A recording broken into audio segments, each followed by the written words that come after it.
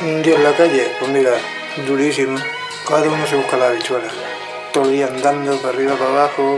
Hay días que come, días que no come. Y así cada mes.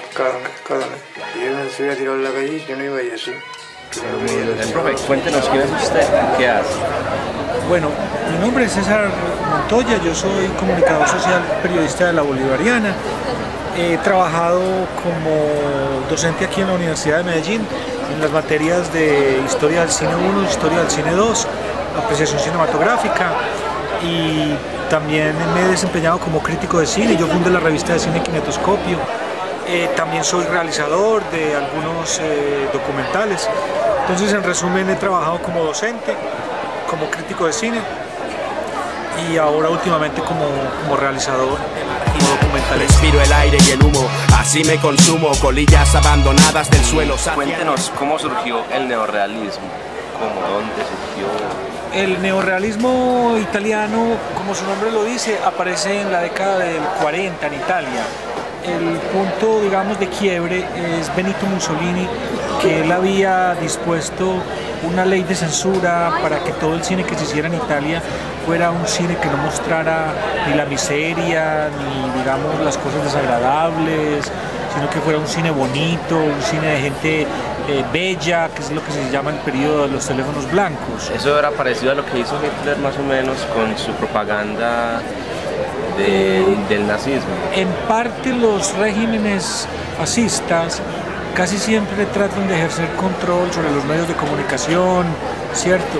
Y de mostrar o de utilizar el cine o la televisión para, digamos, engrandecer o crear unos mitos. Hitler hizo eso con los deportistas, ¿cierto? El arte, la cultura. Con el arte, con la cultura. Leni Riefenstahl fue una cineasta que trabajó con base en exaltar, digamos, la raza aria, ¿cierto? Los valores del cuerpo de las mujeres y de los atletas arios.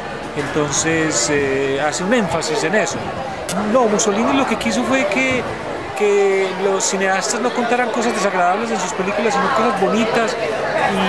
Y cuando Italia estaba sumida en una problemática social muy grave, los cineastas entendieron que tenían que saltarse eso.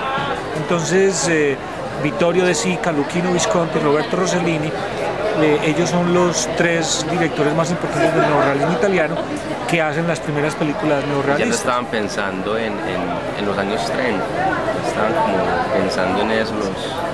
Hay un referente en la pintura que es lo que se llama como la pintura realista. En la pintura es muy importante, pero el cine realmente viene, es decir, casi que desde el comienzo el cine trata de ser realista con los Dios y su imagen de piedra me impiden volar y cuando vuele.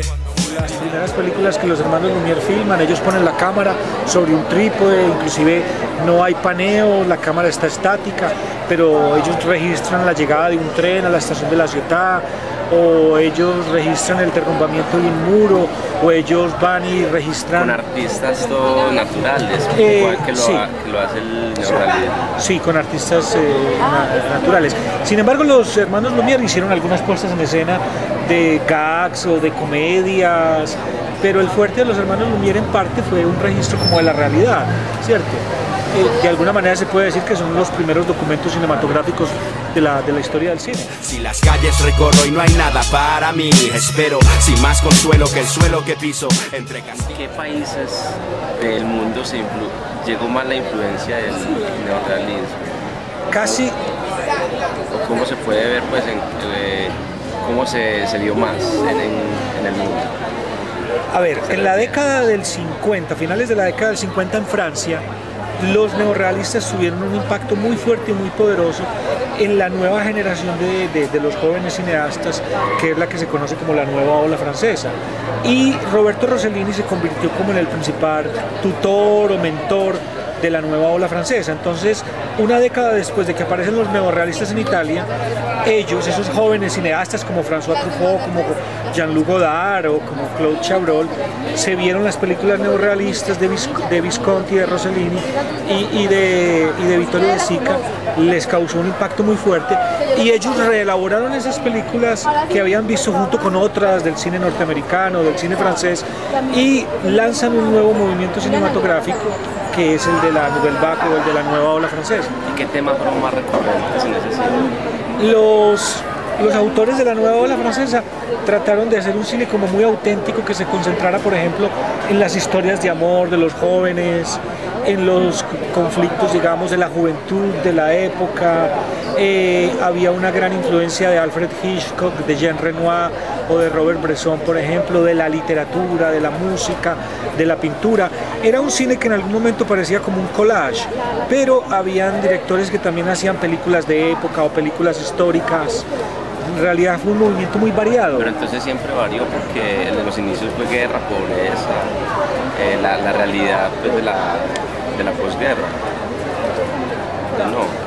O sea, los italianos influenciaron mucho a los realizadores de la nueva ola francesa.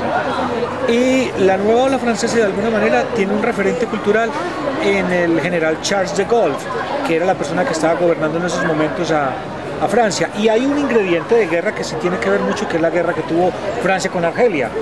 Todos estos cineastas estaban de acuerdo en que Francia tenía que salir de Argelia. Y ellos tuvieron un ministro de la cultura muy importante que fue André Malraux.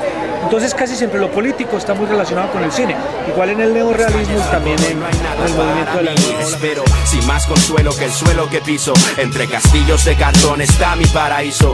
Si mi techo es el cielo, mi mundo no está aquí. Si las calles recorro y no hay nada para mí, espero. Llega la onda realista acá en Latinoamérica. Mira, el gran director de cine cubano que se llama Tomás Gutiérrez Alea, Titón, como lo conocen los cubanos, él se educó en el Centro Experimental de Roma y él recibió una gran influencia de Visconti, de Rossellini y de Vittorio De Sica. Cuando Titón regresa a hacer películas en La Habana, él tenía todo ese bagaje cultural y cinematográfico que él había conocido y que él había aprendido en Roma. Entonces ahí hay un referente claro, el cine cubano a través de Tomás Gutiérrez Alea.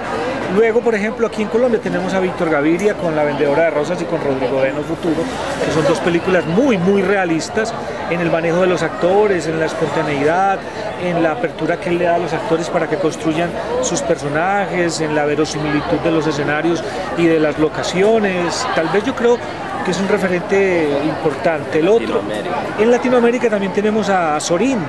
Carlos Sorín, el argentino, tiene una película que se llama Historias Mínimas, que me parece a mí también que es una película muy realista en la escenografía o en las locaciones. Algunos de los actores que lo utilizan en esta película son actores que no tienen experiencia o actores naturales, ¿cierto?, que lo combina con un actor que sí tiene experiencia, pero el fuerte de los tres actores que trabaja la película, dos de ellos son actores que no tienen experiencia.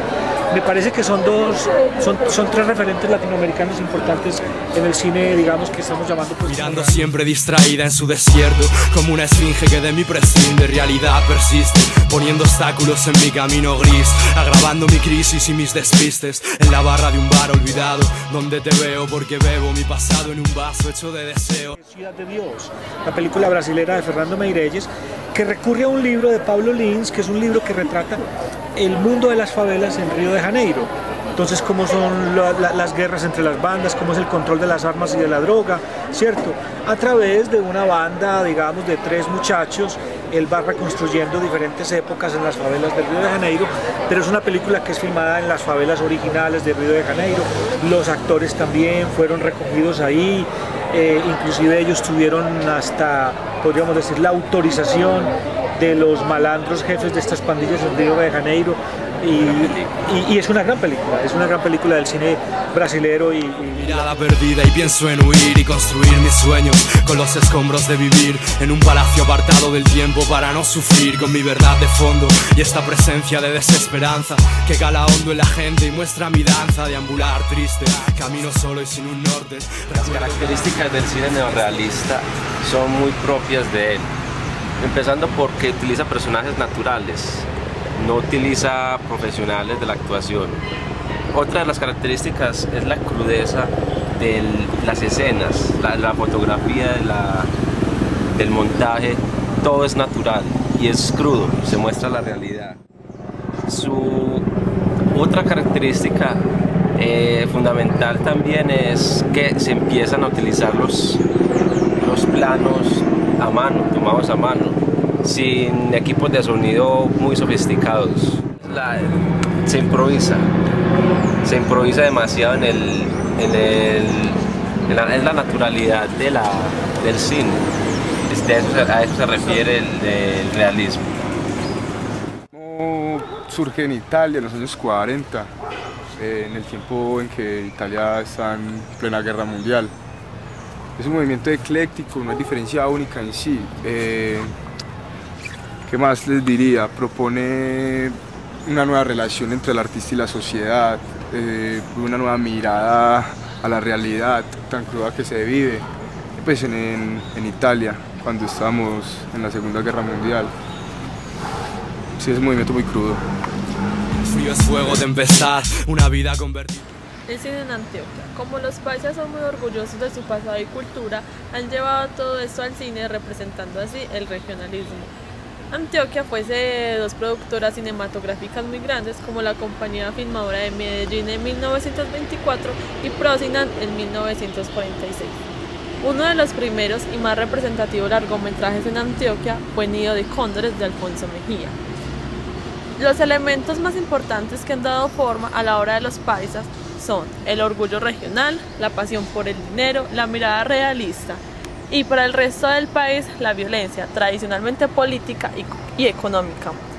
Pero en los años 80 se adoptaron formas muy particulares como el sicariato, el narcotráfico.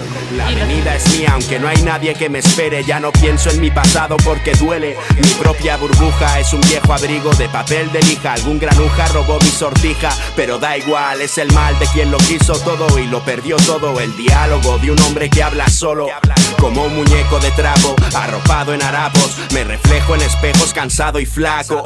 Escapo lejos del recuerdo y observo a la masa en marcha. Avalancha en tránsito pisando escarcha. Busco refugio bajo el sol sin control, es mi aventura. Y entre tragos de alcohol escapo de esta locura sin cura. No tengo nada que perder ni que ganar, por eso viajo sin rumbo hacia ningún lugar.